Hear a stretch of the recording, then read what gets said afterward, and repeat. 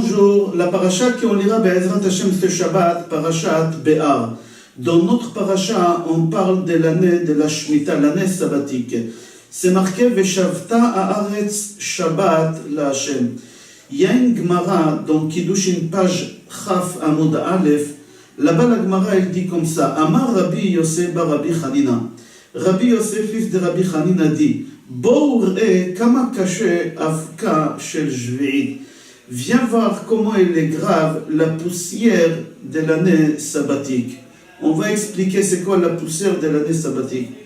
Là-bas, la Gemara dit que Rabbi Yosef bar Hanina dit qu'un homme peut faire des commerces avec les fruits de l'année sabbatique. Pas travailler la terre, il y a une différence. Travailler la terre, c'est une interdiction de la Torah. C'est marqué dans la Torah que la terre, elle doit se reposer, on n'a pas le droit de travailler. Mais dans la Torah, c'est pas marqué qu'on n'a pas le droit de faire des commerces avec les fruits de la 7e année. Mais Chachamim, ils ont dit qu'on n'a pas le droit. Chachamim, ils ont instauré, ils ont dit qu'on n'a pas le droit de faire des commerces avec les fruits de la 7e année. Alors là-bas, la Gemara dit que Rabbi Yosef bar Hanina a dit: viens voir comment c'est grave la poussière de Shvi'it, de l'année sabbatique. Comment? Un homme, il fait des commerces avec les fruits de l'année sabbatique, et à la fin, c'est quoi sa punition? Il n'a pas fait l'interdiction de la Torah, il a fait l'interdiction des Chachamim, des rabbins. C'est les rabbins qui ont interdit de faire des commerces avec les fruits de la terre de l'année sabbatique. Il n'a pas fait l'interdiction de la Torah, il a fait l'interdiction des rabbanan, des Chachamim. Et c'est quoi sa punition? Là-bas, la Gemara dit: Mocheret metaltelav ad shemocheret atzmo le'avodat kochavim atzmam. La punition est que l'homme il va rentrer dans une spirale infinie, qu'il faudra qu'il vende ses biens, sa maison, ses terrains, et à la fin il va se faire vendre lui-même comme esclave à l'idolâtrie. Ici la Gemara ne parle pas de quelqu'un qui a fait une interdiction de la Torah. Il n'a pas labouré la terre, il n'a pas récolté les fruits, tout ça c'est interdit, c'est marqué dans la Torah. Il a fait une interdiction des rabbanan. Et regardez la punition. Il va rentrer dans une spirale que jusqu'à la fin, il va se vendre lui-même comme esclave à l'idolâtrie. Il va vendre d'abord tous ses biens, son frigidaire, son micro-ondes, sa machine à laver, le fauteuil, sa bibliothèque, les lits, les matelas. Il va tout vendre. Jusqu'à la fin, il faudra qu'il vende sa maison, ses terrains. Et à la fin, il faudra qu'il se vende lui-même comme esclave à l'idolâtrie. Et tout ça pour l'interdiction des Chachamim, pas de la Torah. Comment c'est grave? La punition, elle est tellement élevée. Pourquoi? On pose la question dans cette Gemara. Pourquoi? Après tout, qu'est-ce qu'il a fait? Il a transgressé les paroles des Chachamim. La réponse de la Gemara dit oui, certes, il a transgressé les paroles des Chachamim, mais c'est ça la punition de celui qui transgresse la parole des Chachamim. C'est très très grave, c'est lui qui n'écoute pas ce que les rabbanim disent. Vendre les fruits de la terre de l'année, de la Shemitah, de la 7e année, ça s'appelle avak, la poussière de l'interdiction de la 7e année. Pourquoi on appelle ça la poussière et pas l'interdiction elle-même? Tout simplement comme la poussière elle est éparpillée dans toute la maison. Quand il y a la poussière, il y en a partout. Au moment que tu travailles avec les fruits de la terre des Shvi'it, pas avec la terre, avec les fruits, que ce n'est pas interdit d'après la Torah, c'est que des Chachamim, avec l'argent, tu vas acheter un tableau, tu vas acheter un lit, tu vas acheter un bureau, tu vas acheter un fauteuil, tu vas acheter des serviettes, tu vas acheter toutes sortes de choses pour la maison. Et avec quel argent? Avec l'argent pas caché. C'est-à-dire, toutes les affaires que tu auras à la maison, de plus petit au plus grand, c'est pas caché. C'est de la poussière de la 7e année sabbatique. Alors, comme toute ta maison, elle va être éparpillée à l'intérieur des choses avec de l'argent pas caché, alors c'est comme de la poussière qui s'éparpille dans toute la maison. Comme ça, on dit que tout l'argent que tu feras avec les fruits de la 7e année, de l'année sabbatique, on appelle ça comme de la poussière. Comme ça, là-bas, la Gemara, il explique ça. C'est quoi l'interdiction que Chachamim nous ont interdit? Quand j'ai mis le poids pour dire que ce n'est pas une interdiction de la Torah, qu'est-ce qu'il a fait? C'est une interdiction de Chachamim. On dirait que j'ai dit que c'est plus facile que transgresser la Torah en elle-même. Alors il faut savoir c'est faux et archi faux. Transgresser les paroles de la Torah et transgresser les paroles des Chachamim, c'est exactement la même chose. Il y a une Gemara dans Brachot, page Dalet Amud Bet. Là-bas, la Gemara, elle explique c'est quoi la gravité de transgresser les paroles des Chachamim. Là-bas, la Gemara, elle explique tout d'abord pourquoi Chachamim ils sont venus faire des lois sur les lois de la Torah. Il y a déjà les lois de la Torah. Pourquoi Chachamim ils sont venus, ils ont fait encore des lois sur les lois de la Torah? Trop de lois, tu la loi. Alors là-bas, la Gemara dans Brachot, page Dalet Amud Bet, explique en disant que Chachamim ils ont fait des barrières. Certes, c'est ça l'interdiction de la Torah. Chachamim ils sont venus, ils ont mis une barrière un peu plus loin, une autre interdit pour éviter que tu n'arrives pas à transgresser les paroles de la Torah. Les paroles de Chachamim, c'est une barrière pour que tu n'ailles pas plus loin.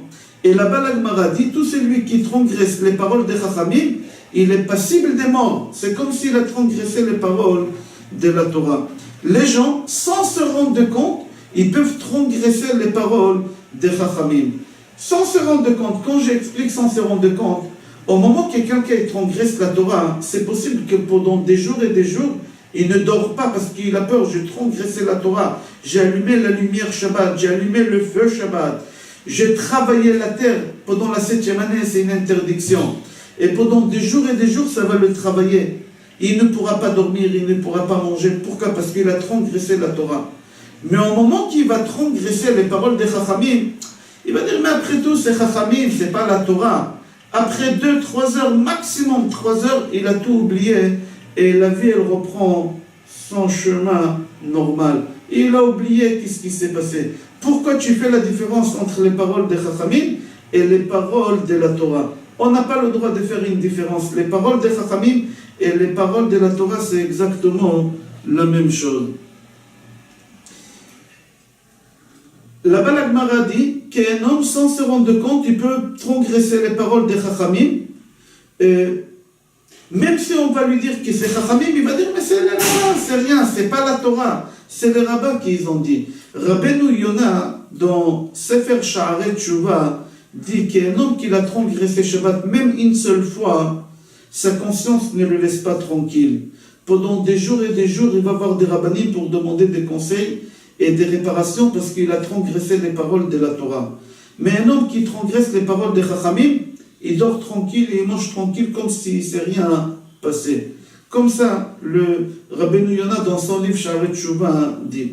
Il y a encore une Gemara, dans Avodah Zara, page Chavtet Amud Bet. Là-bas, la Gemara raconte une histoire qui s'est passée. Rabbi Ishmael, il a posé une question à Rabbi Yehoshua. Rabbi Ishmael et Rabbi Yehoshua, ils étaient en route, ils ont parti des points A au point B. Et au milieu de la route, Rabbi Ishmael, il a posé une question à Rabbi Yehoshua. Il lui a dit, pourquoi on n'a pas le droit de consommer du lait nochamour? Pourquoi on n'a pas le droit de consommer chalav nochri? Rabbi Yehoshua, il lui a donné quelques réponses, mais Rabbi Ishmael, il a repoussé ces réponses. Ce n'étaient pas des réponses valables, ce n'étaient pas des réponses solides. En fin de compte, Rabbi Yehoshua, il ne lui a pas répondu sur sa question, il a changé de sujet. Il ne lui a pas répondu sur sa question. Là-bas, la Gemara, elle pose la question, pourquoi Rabbi Yehoshua, il ne lui a pas dit pourquoi on n'a pas le droit de manger du lait de nos chameaux? Pourquoi? Pourquoi il a tout fait pour ne pas lui répondre la vraie réponse? Parce qu'il y a une règle dans Chachamim, dans la Torah, qu'au moment que Chachamim, ils instaurent une loi, il ne faut pas donner la raison de la loi. Il ne faut pas donner la raison. Il faut laisser d'abord la loi fonctionner pendant 12 mois sans raison. C'est la règle, c'est comme ça. Et seulement après que les gens ils ont imprégné en eux cette loi, on disait la raison. Pourquoi? Pour la simple raison, si Chachamim ils vont instaurer une loi, et tout de suite ils vont donner la raison, il y a des gens qui vont casser cette loi. Ils vont dire, mais non, mais ça ne va pas, il y a ça, et ça, et ça, et ça. Et les gens, ils ne vont pas faire la loi que Chachamim ils ont instaurée. Alors Chachamim, ils ont dit, pendant 12 mois, on ne donne pas la raison. C'est la loi, il faut l'appliquer, et on ne donne pas la raison. Jusqu'à ce que ça va pénétrer en eux bien, et après on dira la raison, et même si la raison ne leur plaît pas, ils se sont habitués et ils auront du mal à arrêter de faire cette loi-là. Ici, Rabbi Ishmael, quand il a posé la question à Rabbi Yoshua concernant le Chalav non chamour, c'était dans les 12 mois que Chachamim, ils ont instauré cette loi de ne pas manger Chalav nochri. Et il n'a pas pu lui donner la vraie raison de crainte, que lui, il va dire non, c'est pas valable, et puisque je ne me suis pas habitué à ne pas manger Chalav non chamour, alors je arrête et je ne fais pas ce que Chachamim ils ont dit. Et c'est pour ça Rabbi Yoshua il ne lui a pas donné la raison. C'est-à-dire que transgresser les paroles des Chachamim, on voit que c'est grave. Transgresser les paroles des Chachamim, c'est exactement transgresser la Torah. J'explique. On a lu que dans la paracha de la semaine dernière, qu'il y a un Rav qui a expliqué tous les étimes qu'il y a dans la Torah. Et au moment qu'il est arrivé, Et Hashem Elokecha Tera, il n'a pas su comment expliquer. Acheba Rabbi Akiva, il a expliqué c'est quoi Et Hashem Elokecha Tera.